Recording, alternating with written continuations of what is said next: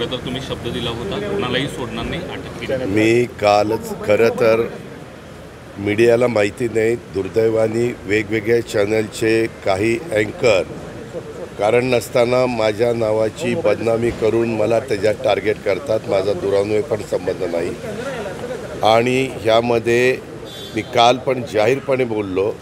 मी पहिल्या दिवसापासून आमचे चोबे म्हणून CP आहेत, मी पुण्याच्याही CPला सांगितलं आणि पिंपरी चिंचवडच्याही, पण पुण्याचे CP म्हणले की दादा टोटली केस ही चोबेंकडे, म्हणलं ह्याच्याकडे आणि त्याच्याकडे असं करू नका, जिथं कुणाची गरज लागेल त्यांनी ताबडतोब कसलाही विचार न करता ती सगळी मदत करा। त्याच्यातले बहुतेक सगळे अटक होते, परंतु दोघं अटक नव्हते, त्यांनी 3 टीम सोडलेल्या होत्या। काल पुन्हा मी सकाळी चोबेला सांगितलं की अजून टीम वाढवा, पण ह्यांना अजिबात सोडता कामा नये, ताबडतोब अटक करून त्यांना जे काही आता नवीन आपण काही कायदे केलेले आहेत, जुने कायदे आहेत, ह्या सगळी कलमं लावून ह्यांचे जे कोणी ह्याच्यात दोषी असतील त्यांच्यावर कारवाई झाली पाहिजे। मी काल ज्या मुलीच्या दुःखद घटना घडलेली आहे तिच्या वडिलांशी पण बोललो। आज मी माझे कोल्हापूरचे कार्यक्रम करून ज्यावेळेस पुण्याला जाईन त्यावेळेस मी संध्याकाळी त्यांचा घरी भेटायला पण जाणार आहे। माझे इतर पण सहकाऱ्यांना मी पाठवलेलं होतं आणि हे दोघांचं लव्ह मॅरेज झालेलं होतं, परंतु आता तो विषय काढून उपयोग नाही। त्यांनी जरा जरी त्या मुलीनं कधी मला सांगितलं असतं किंवा दादा इथं मला असा असा त्रास होतो, तर ताबडतोब आपण पुढच्या ज्या काही ॲक्शन घ्यायच्या त्या घेतल्या असत्या।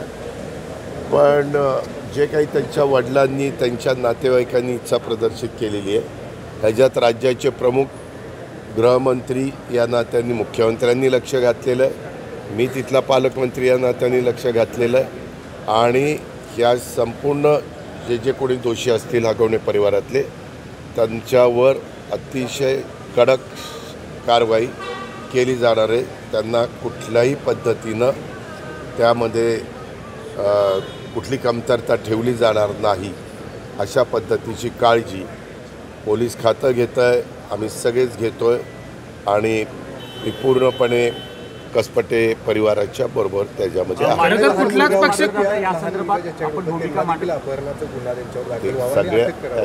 सगळ्या गोष्टी केलेल्या आहेत। 2-3 दिवस तो मुलगा आई नसल्यामुळे रडत होता, काल मात्र तो आजीच्या कुशीमध्ये छानपणे झोपला आणि एकंदरीत मी आज आता काल फोनवर बोललो आहे, मी त्यांना सगळं काही सांगितलं। ते म्हणले दादा तुम्ही म्हणजे त्यांना लग्नातल्या सगळ्या गोष्टी आठवल्या, त्यांनी पण मला बोलून दाखवलं तुम्ही तो विषय काढलेला होता आणि आज रात्री गेल्यानंतर मी त्यांच्याशी पुन्हा बोलून त्यांना हे जे काही सापडत नव्हते, आपला पोलिस यंत्रणा एवढी सक्षम आहे, कुठल्याही पाताळात जरी लपला तरी आपण पकडून काढू शकतो, अशी म्हणण्यामागचा उद्देश। दादा कुठलाही पक्ष असेल, कुठलाही नेता असेल अशा पद्धतीचे कृत्य करायला सांगत नाही किंवा कुठलाही म्हणत नाही, तरी देखील अशा कृत्यामुळे एक मनस्ताप होतो नेत्यांना।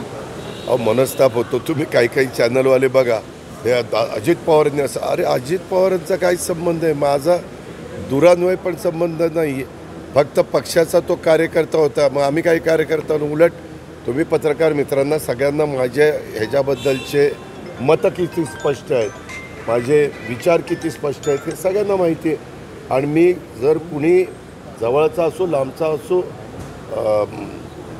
त्याचा विचार आपण करत नाही। कायदा सर्वश्रेष्ठ आहे, प्रत्येकाला सन्मानाने जगण्याचा अधिकार आहे आणि त्याच्यामध्ये अशा प्रकारच्या लग्न झालेल्या ज्या मुली असतात त्यांच्या बाजूने तर अधिक आपण कडक कायदा केले। ही बाब गंभीर आहे, बरोबर आहे। काल तुम्ही म्हटलात की लग्नाला जाणं माझा काही दोष आहे, माळेगावच्या सभेत मात्र आपण जी भूमिका मांडली त्याच्यानंतर तिथं हास्य विनोद रंगला, इतकं गंभीर प्रकरण असताना नाही एक मिनिट, तुम्हाला साधं कळतं का? मी भाषणात काय बोललो की अँकर लोक आणि मीडियाची लोक मी लग्नाला गेलो म्हणून माझा फोटो दाखवतात, दाखवले ना का नाही दाखवले? हां, माझा काही संबंध, मी तुमच्या घरातल्या लग्नाला आलो आणि फोटो काढला आणि काही वेगळं झालं तर त्यात माझा काय दोष आहे? मी तिथं लोकांना असं म्हणलं की बा असं जर माझ्यावर ॲलिगेशन येत असतील तर मी कुणाच्या लग्नाला जायचा प्रश्नच येणार नाही, मी लग्नाला नाही जाणार। मी लग्नाला नाही जाणार, त्याच्यानंतर समोरची लोक हसली, त्याला माझा काय दोष आहे? तर त्यानंतर आपण पण हसलात, एक मिनिट व्हिडिओ तसा प्रकार असू द्या ना. पुढे आले. मग दोष माझा नसताना तुम्ही मला का दोषी धरताय? दोष आहे का माझा? ज्यांच्या घरातल्या मुलीचं हे झालंय, कसपटेंच्या वडिलांना विचारलं की अजित पवार कशा विचारायचे आहेत आणि काय, आणि काल ते माझ्याशीच बोलले. तुम्हाला काय आहे, अजित पवारांच्या शिवाय उद्योग नाही आहे. काही माझा कुठलाही संबंध नसताना, एक मिनिट, आणि हजारो कार्यकर्त्यांच्या लग्नाला तुम्ही उपस्थित राहता, त्याच्याबद्दल कोणाचा आक्षेप नाही आहे. अहो, कसपटेंच्या मुलीचं दुःखद घटना घडली, त्याला माझा काय दोष आहे एक मला सांगा ना. तुम्ही अनेक चॅनलवाले, तुमचा पण दाखवतं काय नाही मला माहीत नाही, पण अनेक चॅनलवाले दाखवतात, माझा काय संबंध आहे? मी तशा पद्धतीनं कृत्य करायला सांगितलं. ती जी मंडळी आज पकडलेली आहे ती सगळी तळेगावमध्ये एका हॉटेलमध्ये बिर्याणी खात असताना जे काही असतील, पोलिसांचं फेल्युअर म्हणायचं दादा हे. एक मिनिट, कालच मी पुन्हा सांगितलं, तुम्ही काय करता मीडिया, काल सांगितलेलं होतं की कुठंही असतील तर त्यांना पकडलं जाईल आणि यंत्रणा वाढवली जाईल. आपण काय ते तुमचं 3 टीम होत्या, त्या टीम दुप्पट करण्याच्या देखील आपण सूचना दिलेल्या होत्या. आणि या संदर्भामध्ये पोलीस रिमांड पण PC पण वाढलेली आहे कोर्टाच्या पुढं हजर केल्यानंतर, आत्तापर्यंत अटक केलेल्यांना सगळ्या गोष्टी. आणि अजून पण आहे, त्यांच्या घरात अजून एक सून आहे, तिला पण आम्ही पोलिसांना सांगितलं की तिलाही विचारा की काय नक्की होतं काय नाही.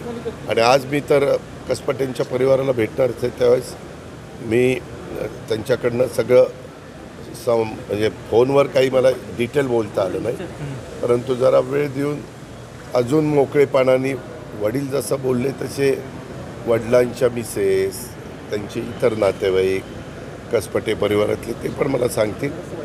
आणि तुम्हाला कालही माहिती आहे की CMच्या पण सक्त सूचना आहेत, माझ्याही सक्त सूचना आहेत. त्याच्यामध्ये कुठल्याही पद्धतीनं हे म्हणजे घटना घडताच कामा नये.